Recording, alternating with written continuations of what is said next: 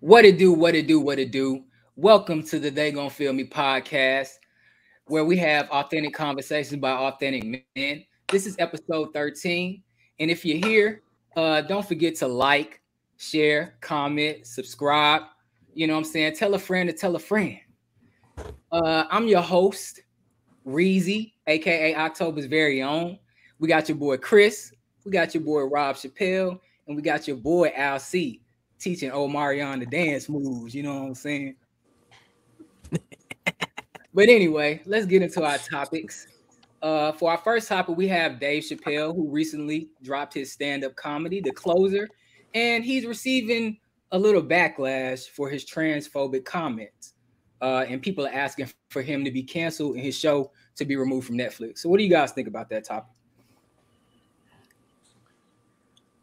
My personal opinion is that, like, I know on social media, a lot of people are basically saying that, you know, given what he actually said in his comedy show, like, they feel as if like they're really just proving his point. And I would agree wholeheartedly. I feel as if the backlash is misguided. I feel as if like it's geared toward somebody who basically never did actually watch the show. They went in with prejudice. They don't like him and his comedy, and I guess just the way he's really kind of like trolling them to a certain degree. He's having his fun with them while at the same time doing masterfully.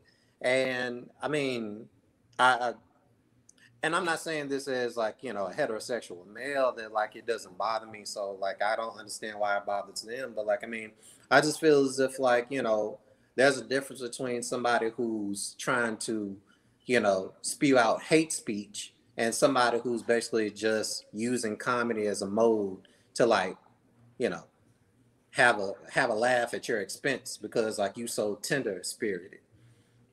New generation of folks just, soft. Yeah, and he kind of alluded to that in the special, actually, which is kind of funny.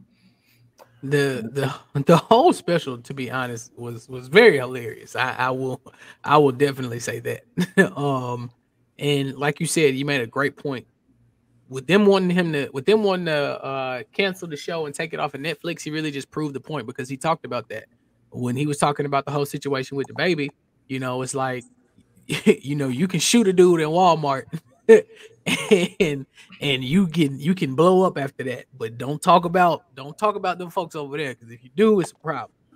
And it's just so crazy because it was all trolly, and I feel like it was just somebody who doesn't care for his comedy stand up. They were watching the beginning parts of it, and as soon as they heard that, let's act on impulse. You know what I mean? And like I said, I mean the whole. I don't see why they would. I don't see why they would want to get the show canceled. Even though he said what he said, it wasn't anything bad. Bro was making like some hilarious jokes about the whole situation when he was talking about when he was talking about that glory hole. Boy, I was about to die. That shit was so funny, dog. When he So said I'm beyond impossible burger, that ain't blood, that's beef. Man, Bro. that brand new, bro, when he was talking about that, he was talking about the fight with the with the lesbian in the Beat club. the toxic masculinity. I beat the Yeah. dog. That clip was so funny. So I don't know why they would want to cancel it, bro. But I mean, it proves with the point of what he was saying. Honestly though, and to me though, I think he's actually done funnier. I think he's done funnier stand-ups. Yeah. But you have to. I see both sides of it, and not to ride the fence, but the more I thought about this, the more I thought I was like, if you substitute trans or whatever for African American or whatever, and if it was a comic that was doing the same thing for African Americans, with people, with African Americans be irate or be upset, but then you have to ask yourself, does the ends justify the means?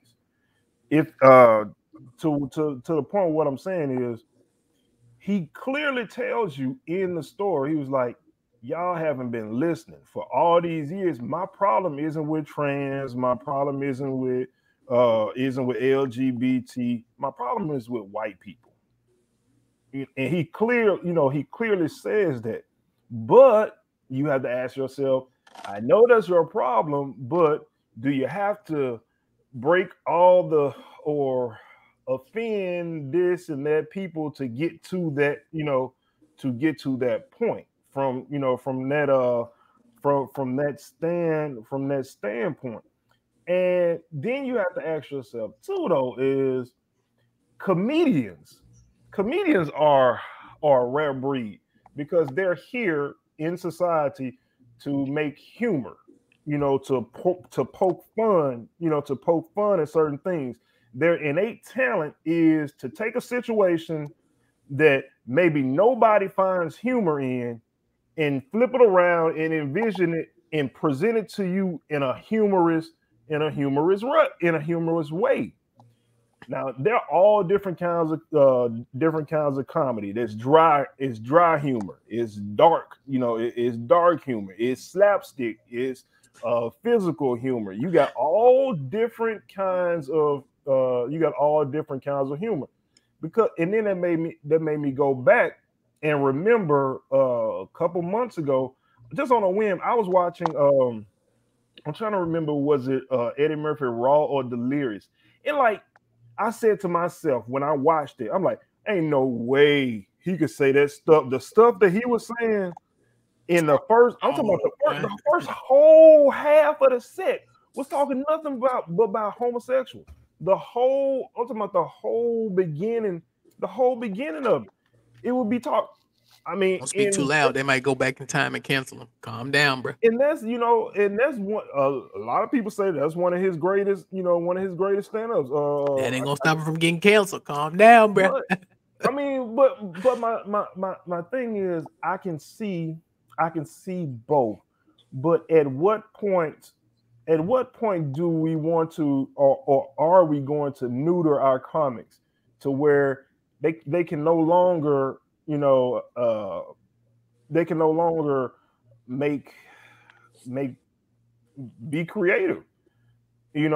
Where do you draw the line? I don't think you can really draw the line for a comic though, because we know exactly what their jobs are. So there's really no way to neuter what they're saying. I mean, you can only take what they're saying with a grain of salt. You can't take it, to heart, because they're just making a joke to try and make you laugh. And 9 times out of 10, that's exactly what happens, whether it's a black, Mexican, white, no matter what. I mean, even with him talking about it, he explains the jokes before he goes fully into it. I think back in the day would have been a different situation when you're looking at the Eddie Murphys, because back then we didn't accept it.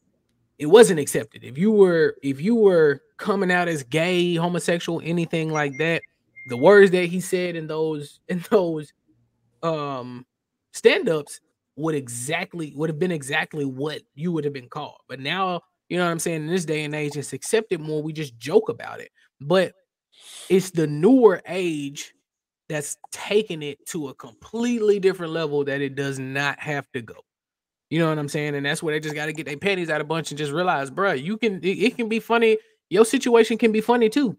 You know what I'm saying? We black. How many black jokes is out there? I'm just saying. You know what I'm saying? Motherfucker crack a black joke in a minute. And you stand there and stare at them, and then they're like, bro, I ain't mean it. And you're like, bro, nah, I'm just playing. It was funny. It was actually pretty funny. I just couldn't laugh in public. You know what I'm saying? So, I mean, it's one of the things you just got to stop taking this shit so seriously, bro. Like, I mean, he didn't even really diss him. He dissed more so white people, because he even said it with the whole issue that he had with the person in the restaurant. You know what I'm saying? He immediately snapped out of the gate and went into being white. And that's when the white privilege kicked in. Black people wouldn't take it to that offense. You know what I'm saying? That's why I guarantee you the person behind it who dropped it and is trying to get him canceled, I'm pretty sure he has some black signatures on there trying to get him canceled and get the show taken off of Netflix. But I guarantee you it wasn't a black person. It was actually, I think, I can't remember the name of the group. It was like a black national something group that was actually trying to get him removed. But he did the one other point that I thought was really a really great point that he made, and he made it in a joking way. When he talked about being a feminist, and he said, look up feminist in the dictionary, and he gave the Webster's definition of a feminist. But then he proceeds to talk about the whole feminist movement, and he says, I agree with feminism, but I just don't agree with how y'all did it. And he was like, if you were really feminist, y'all wouldn't have dressed up in all black and went to, and went there. Because a lot of in order to affect change, folks don't really want to they don't want to hear it, but to keep it real, the only time that you really get folks' attention is when you doing something to affect their money. And what he was saying was, if y'all found a woman and went through a woman and said, we're not doing anything until you go through a woman. My new agent who's a woman. And then he said, he was like, but who am I? I'm just a person that turned down 50 million. I mean, so he's showing you, and he's telling you, he's like, I'm with you. I just don't, and then he turned it into a joke like, I do it for you. And then you know how he ended, you only have to pay me back. Okay, but that's beside the point. But it was a great it was a great point though, because a lot of times the way you get people attention is when you affect money. If you want change, start taking money out of folks, out of corporations' hands. And we kind of alluded to this when we were talking about when we talked about the baby, and cancellation. Different organizations and different demographics, they're organized. And hey, if we sponsoring this concert or whatever, whether it's what's the name of the Rolling Loud or whatever, Rolling Loud, not Coachella. I'm sure. Hey, we gonna pull our sponsorship if you allow, if you allow someone so. So if we want to affect change, we got to get our stuff. We got to get our stuff together. I kind of look at it as a thing of, it's funny. I know in the past I've had my comments of how I feel as if like women or various groups, should manage themselves and what have you. And it doesn't come from a place of scolding. It comes from a place of generally wanting to help. But I have been also equally told by some women that, I understand what you're trying to say, and I understand it's not hurtful, and I understand, but at the same time, it's, who are you as a man to basically speak on issues that are for women, and if I was going to criticize Dave Chappelle on anything, I would criticize him on that. I would feel as if him having an issue with the mode in which feminists or homosexuals basically try to advance their agendas, and seeing the problems or the holes in their approach and having criticism for it, I feel as if it's not going to be received as well because you're a man. You're a man, or you're heterosexual. It's best if if a woman stands up and basically, or a true feminist stands up and basically champions that. Can I shoot back at you with this though? When you think about it, what's your end goal? Your end goal should be change. Okay, so your end goal should be change. Though that's what I'm saying. Your end goal should be changed. So this just me thinking, and my thought process on this has changed the older I've gotten, and you have to get to a level of maturity and also a level of humility to realize that, hey, I don't know everything. Hey, there are some people out there that have a little bit more experience in doing some of the stuff that I'm trying to do. Case in point again, he just told you, I just turned away $50 million because if everybody remembers, when he did that, what everybody thought. Man, Dave Chappelle crazy as hell. Comedy Central, But that's how Comedy the media Central try to giving spin him it. $50 million, and he just said, "No, I'm going to Africa." But my point is, Listen, you don't necessarily have to agree with what everything he's That boy saying. was Dennis Schroeder before Dennis Schroeder, huh? Man, You don't have to agree. You don't have to agree with everything he's saying, but look at the message and not necessarily the messenger. I can take bits and pieces from you. I don't have to like you, but I can take some bits and pieces and incorporate what you're saying. listen, you preaching to the choir right now. Like, I mean, I feel as if like he has his room to basically have good suggestions, and maybe they need to be, they could be like digested and not necessarily hated upon. But like, let's take a step back and not talk about feminists. Let's talk about us as black men, or us as a black community.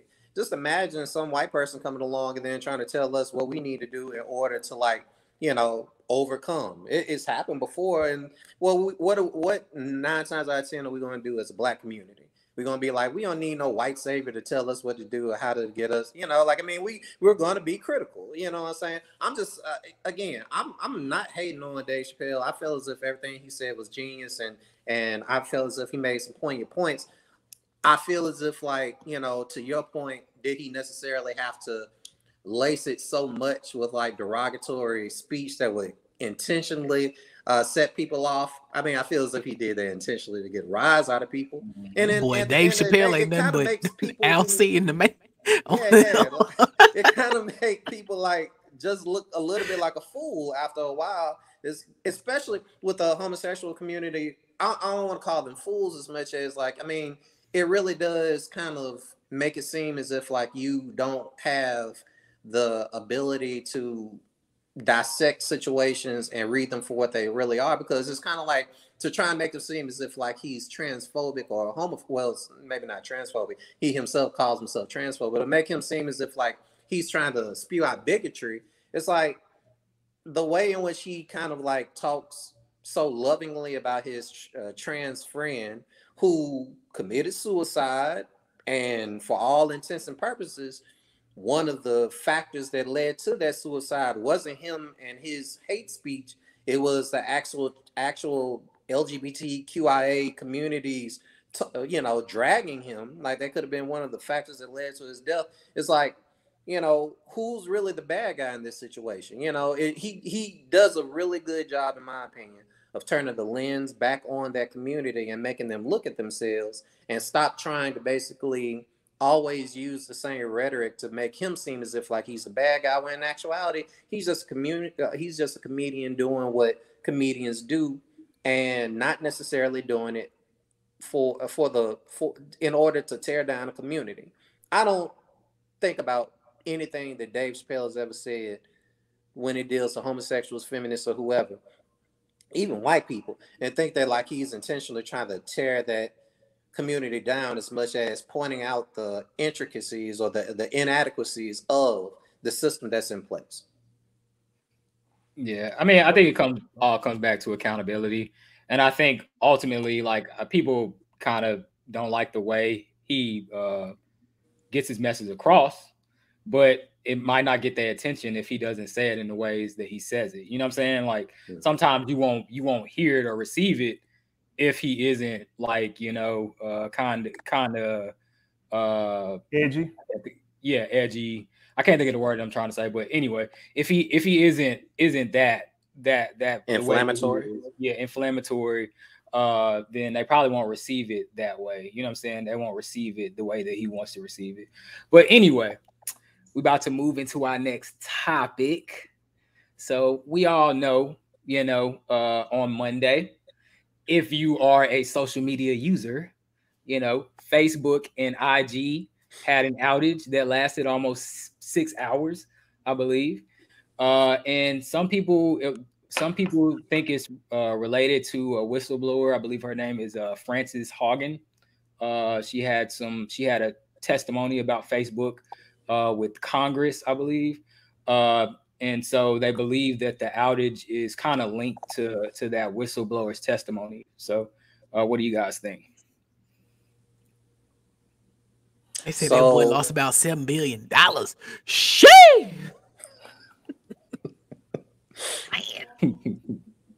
I did the Fred Sanford on that. I'm coming home. I think they said that stock went down with like 5% or something like that. It definitely dropped. Facebook owns WhatsApp, Instagram, half of social media, like a ton of different platforms. Then they all are basically dependent upon Facebook servers to operate. So when Facebook shut down, it was like they all shut down basically. Facebook just had a real bad week, between like the whistleblower. Then, like, first she blew the whistle. Then, like, the service went down. Then she spoke, before Congress and, like, basically said, hey, yo, they know about, like, child predators. They knew about all these negative things. And it's basically been incentivized to basically hide that for profit. And then they lost all their money, Jesus, I'd be hurt to lose $7, let alone $7 billion. Did we really? If we gonna keep it real, and we just use common sense, do we really? I mean, I know for legal purposes and for congressional and all that, the technical crap, they needed it. But did we really need a whistleblower to let us know that folks at Facebook and Mark Zuckerberg are creeps? I mean we saw. You need proof, though. You still need proof. I'm just saying that for the technical evidence, but we really don't need that to know what we know, because we saw back during the election, we saw all this misinformation. And just people they're not doing research or nothing like that. They just see a meme or they see a video, share and send it, on. And it was proven that our foreign agents, have targeted certain demographics with misinformation, because they know that a lot of folks, when they see stuff on the internet, oh, this on the internet, it got to be true. I'm gonna take this and I'm gonna show my friend, my cousin, my uncle, all my friends, and I'm gonna show everybody.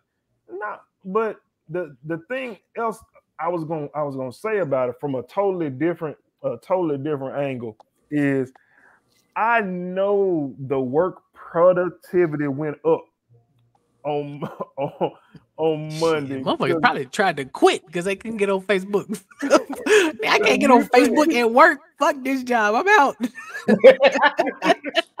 My job ain't to work, niggas, to look at Facebook. Because if you think of all the times that during the day, during the work day, that you check your phone. Just think of all the IG models that thought they had to get like an honest job. Well, I saw it was. I was going there. Bruh. That's where I was going. You must have read my mind.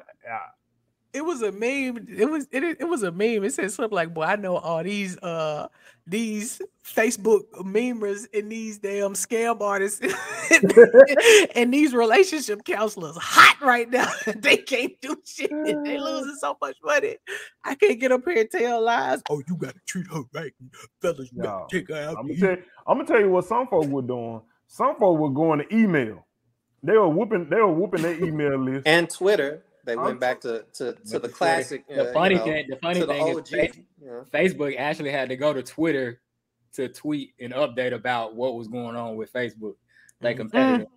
They really want to get real. Go back to MySpace. Man, that boy Tom would be living. Y'all back in MySpace. What was his profile? For all them years with that white t-shirt on, like he never changed that white t-shirt. Go to AOL Messenger. Like, LOL, you won't believe what happened. Go back to African American chat rooms, man. Back to Yahoo days. Black Planet. Man, what? College Club, all of them. College Club, oh Lord. We telling I our just age. I will say that if anything, if I think what a lot of people should take from this though is seeing just how big Facebook has gotten. I mean, of course, to Rob's point, like, you know, we've seen exactly how powerful they are and how they can be a tool that can be used to spread information, whether it be positive or negative. I mean, they did make some attempts, I guess, to like curtail that, but the damage was already done, and the damage is still being done because, like, I mean, there are still ways to circumvent, you know, even their own rules and triggers. And some of those rules they allow to be circumvented as long as they still getting money, you know. And, you know, I know Elizabeth Warren, I remember looking at some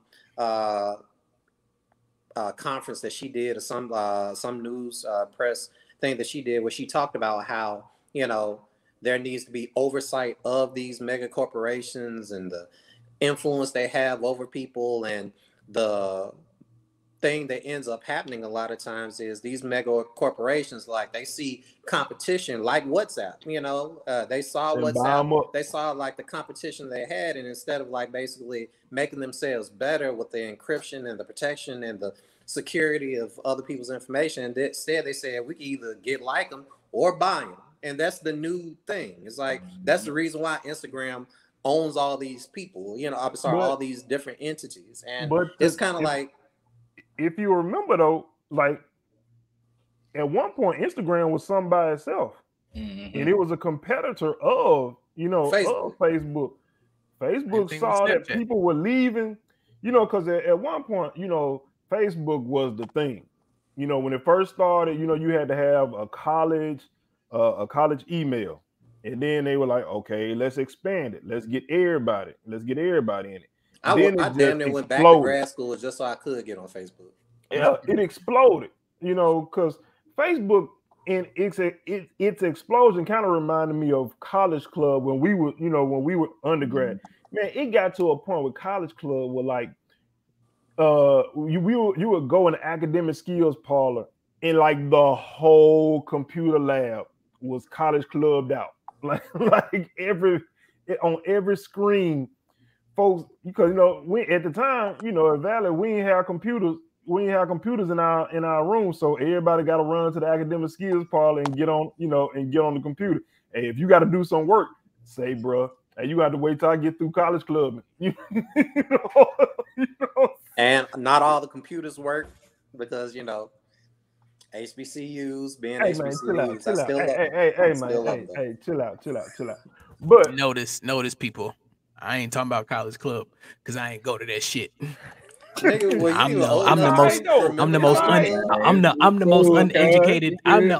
most uneducated black man on here, and I don't give a fuck. Hey, you went to the school of hard knocks, man. You good. But the thing about it though, man, when Facebook opened up, I'm talking about, and it exploded. It just exploded. But then fast forward, then a little something called Twitter. You know, Twitter came out, and some of the folks started leaving Facebook and started going to Twitter because MySpace came first. Okay, yeah, you MySpace right. MySpace definitely came first. But then the thing about it though is Facebook is still like the family gathering. You know, because now your mama there, your uncle, your grandmama, your pastor, and everybody, you know, just over there at Facebook. Now, you know, folks have migrated on to like Twitter and Instagram, Snapchat, and all these other different, you know, different social media things. But Facebook, they saw Instagram was doing good. They went and gobbled them up. Now, and they when you think about it, they some whole holes out here because not only do they gobble up other companies, they'll see what you are doing and what you're doing well, then they'll make a version of it.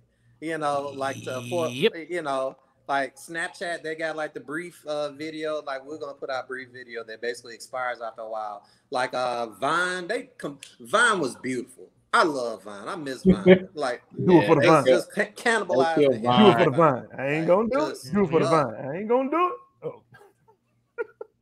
So, and that's crazy because there's a lot of folks that got their start in this social media thing and became real celebrities like King Bosch and people like that, they got their real start off like this social media stuff. So it's powerful. Like I'm gonna tell you something. really A new thing that they're doing, a new thing that that Facebook is doing that they took. If you paying attention, you know what you call just came out a couple months ago. What is the the talking app where you had to get invited? TikTok? Huh? You talking about TikTok? Not TikTok. Man. Clubhouse. You know, Clubhouse where you just walk in and you talking, everybody talking. Now Facebook has a little area, if you pay attention to it, at the top of it, it has like a little room where you go in there and people are, people are talking. Twitter even does it. Twitter has it. Twitter has it too. It's called Spaces. You know what I'm saying? Something like that. But you see how all of them, they kind of see something new that others got going on, and they take it and and modify it. When you think about it, it's sort of like it's sort of like anything, like you could relate it to food companies. The chicken sandwich was a big thing. Popeye's chicken sandwich, then McDonald's, and everybody had to do the chicken sandwich. And iPhone and Samsung are big competitors as well. They bite off of each other all the time. So I mean, I don't think it's a bad thing. At the end of the day, it's just companies trying to fight to be the best. Nike, Adidas, all those companies do the same, it as well. I'll say this now, be done. The only thing you don't want to happen though is for one company to get so big to where they take up everything and they have a monopoly. 2K. Then you get to a situation like 2K, like 2K in basketball. Like when you have no competition, guess what? There's no impetus for you to get better. If I'm the only game in town, I can put out whatever I want to put out because I know you Negroes gonna buy it regardless. Because it ain't. And there is no incentive for me to get better or put out a better product. So that's the danger if a company gets too big and eats up all this competition. Facebook don't care. That's why I don't give a fuck about Facebook crashing. At the end of the day, I will say this kind of like should turn the lens back on us and kind of like dial back on our dependence on social media. I mean, we've kind of given we've sacrificed our lives to social media. Like maybe we should just dial back, unless like you're watching this show. And do you? Well, okay, like we're talking about social media. Do you think that impacts people's mental health, and that's probably a key contributor? Most definitely, that's a key contributor because people go on Facebook. They go on everything looks super beautiful behind this image that you portray. You know what I'm saying? And in real life, I know people personally, they make their life seem so much better than it is. They look so beautiful. Oh my God, there's a girl on Facebook, her pictures be fired in the mug, and that motherfucker look like boy. Pew pew with the Rick Ross ad lib. Man, motherfucker came in the job looking like a goddamn bear, boy. No sir. So hey, on the cool. You know what's crazy? Bruh. I be watching social media sometimes, and like I see people like actually talking, and like there's so many people that do those voice swap things that I be wondering, is this actually you speaking, or are you like, bruh?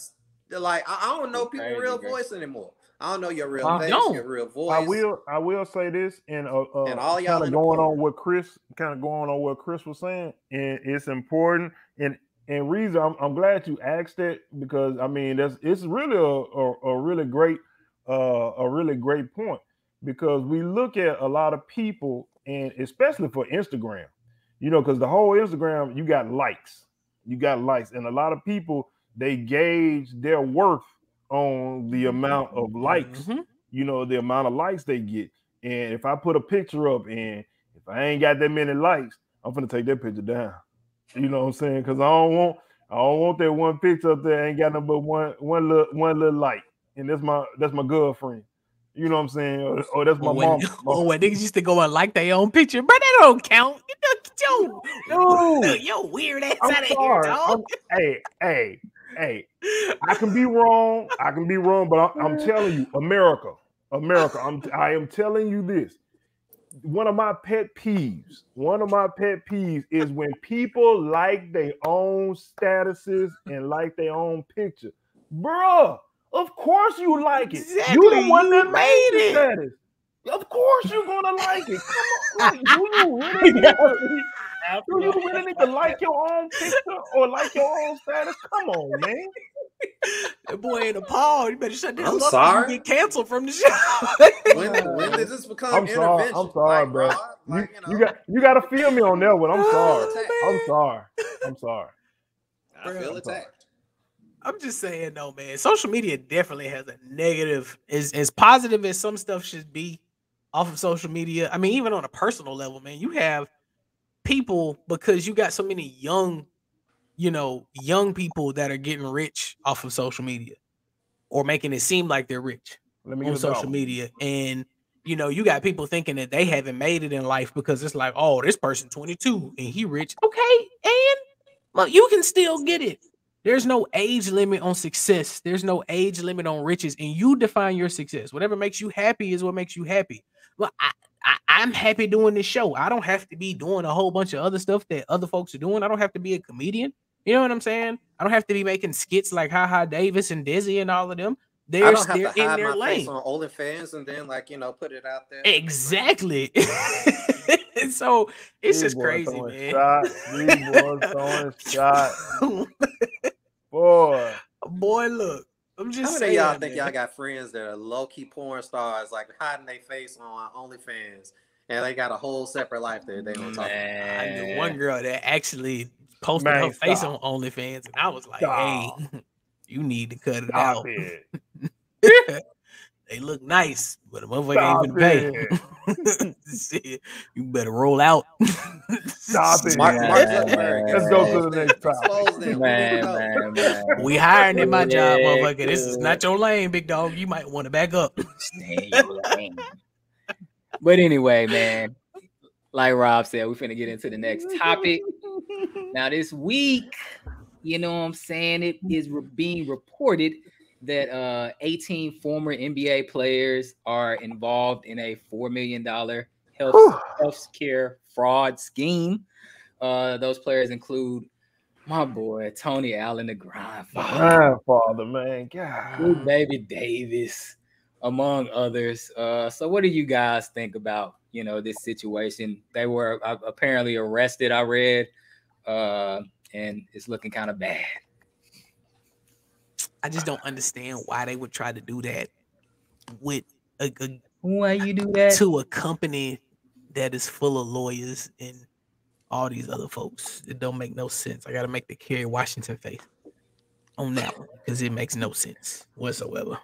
That's a sticky situation. It's like, bro, you done made all this money and you got it. And then they just arrest like some NFL players that did the same thing. So that immediately made me wonder, did them boys snitch?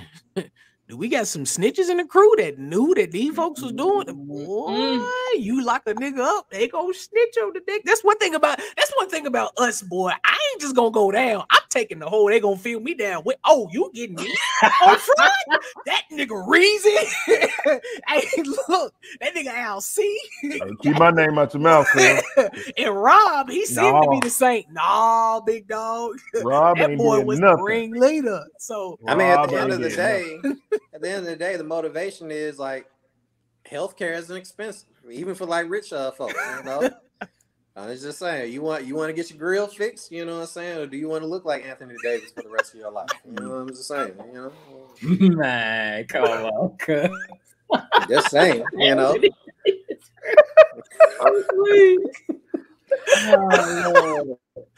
Oh man. Boy said they didn't whoop me for about 10 years of my doggone knees. That boy Fabulous people whooped for a good 15 years. So you got a $1 billion company that basically says we're gonna do it and we'll do it for you, and they don't have the right oversight. That's essentially what it is. They like took advantage of a loophole and then they caught up with the loophole. Like that's what it seems like, Yeah, but does anybody else think, like, when you hear the dollar amount, you hear like $4 million, And compared to all the money that they've been making, that they made over the whole course of their career, and you like, bruh, $4 million. There was a whole Netflix special on how them boys spend their money. That amount of money that they make, they probably ain't even got half of it. We talked about this in the episode before about how people ain't financially sound, and especially literacy, man. It's rough out here, man. Because I think it's a statistic. I don't know if it's like athletes in general or football players that said the average like 2 years or 3 years after they finish playing that they're broke. Yep. And because of all the bad investments, folks want to have their own restaurant, want to have their clothing, their clothing line. Want to buy Brittany Renner is single again. Chill out. Want to buy 50 million, 50, 11 different cars. You know what I'm saying? All the stuff that you're buying is stuff that instead of appreciates, it depreciates. As soon as you take it out the store, the price of it goes down. But we want to be laced up. You know what I'm saying? We want to have the latest drip. You know what I'm saying? $4 million and 18 former NBA players that the lifetime of their contracts all added up is way, way, way more than $4 million. And now you in serious trouble because of this? Yes, sir. That's rough too. But conversely, and I don't want to be the guy to say, well, what about blah blah blah? But you can't make me believe it ain't some other folks running around here. Come on, with committing white collar crimes. You already know what I'm saying? With loopholes going around. They know how to get away with it. That's the difference. It ain't just they know how to get away with it. They got the tone to get away with it. I'm just gonna say, I'm gonna leave it at that. Them folks a little pair. Let me go ahead and turn my camera up so I can do the same shit they did. Am I white now? Boy, it's fine. We got to get Dave Chappelle. You coming from the top rope. You coming from the top rope. But hold on, let me get that. Hold on, let me get that. Let me get it. Let me get in on it. Oh. But you gotta crank it up. I don't think you light enough, big dog. I tried. Think you light enough, big dog. Let me get a little You can pass me off as Christopher. My credit score is 849, and I don't even know if it go that high. I am approved for everything. I am approved to own American Airlines at this point. Get out of here. All right. You must try to buy NBC. All right. Yeah. Some random motherfucker popped up and said I pulled a Rick Ross. No, sir. Oh, we have to get the show back on the road. But man, look, that whole situation is crazy. Even though we say we know that there are people that get away with it, specific kinds of people that get away with it, but I feel like we use that excuse all of the time, and it's like we don't know that we're gonna get caught. It's like we do shit and we expect not to get caught, and we know that when we get caught, we're gonna be like, well, that person did it, but it don't matter, bro. It's like, that's true. You know what I'm saying? That's why I say I hate saying it, but hey, it had to be said. Yeah, I mean, it has to be said. Everybody steals from their job, it's just instead of having 15 boxes worth of printer paper, they decided to get piano keys, inserted into their mouth in the form of teeth. Our stakes are real low. They set a higher bar. My boy got fired from a job because he ran low on toilet paper and air freshener. They had ample stock, so he said, "Fuck, y'all don't need all this. Let me take a little bit home. I'm at work every day." Mr. Breland, we're letting you go because why did you have to steal all the staplers? That's an integrity thing. You better cut it out. We don't stand by that in this league. Boy. That's That's how bad this situation is. It reeks of a whole bunch of BS, bro. But I will say, considering how many times they keep on talking about like how sports leagues, how they don't take care of their people after they get out of the league. They do talk about that a lot. And their health care, yeah. Like, I mean, I kind of understand them basically trying to get as much health care out of them in order to take care of the same issues that started while they were in the league. But I can also understand as a business, y'all committed fraud, y'all stole from us, you know what I'm saying? It's like, I mean, we have to have a response, otherwise everybody's going to do it. I think that's the main thing that I see in the whole situation. It's like, bro, I've done all of this for y'all over these years. I brought you this many ratings. My jersey sold this much, my name and my likeness sold this much. And now that I'm going through all these issues, you don't want to be there for me. I help build your brand, but you don't want to take care of me, you know, as an afterthought. So now, I mean, I'm gonna get my due diligence. I'm gonna get what's owed to me. So that's probably like one of the only parts that I see. Me. Exactly, give me me. You don't want to take care of me. I tell you what, I'm gonna take it. So y'all think, and then it's the NBA, bro. Come on now. We must not know the background of some of these folks, big dog. We always want to talk about they come from the mean streets, but then act surprised when they do shit from the mean streets. So just saying. Hey, this is true. This is very true. I'm just saying. I guarantee you half of them boys grew up in Chicago. That's all I got to say. That's all I got to say. All right, I'm out. I guess we ain't going on tour in Chicago. Well, I'm glad I'm going to New York instead of Chicago next weekend. Cause that's all I got to say. Miami. You the one that been talking about Chicago? Man, wait. I'll be in Miami next week. Going to Chirac. Hey, add him, not me. Add him. What? When I came down, ooh.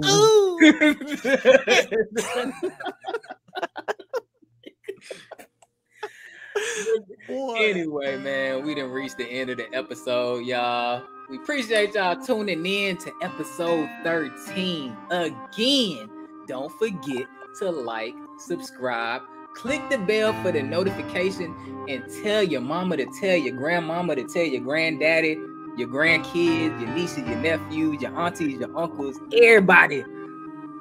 Tell them to come visit the channel and share the video. Got some stuff we cooking up, y'all. We got some stuff. And like we always say, if you didn't feel us this time, you damn sure gonna feel us. When I came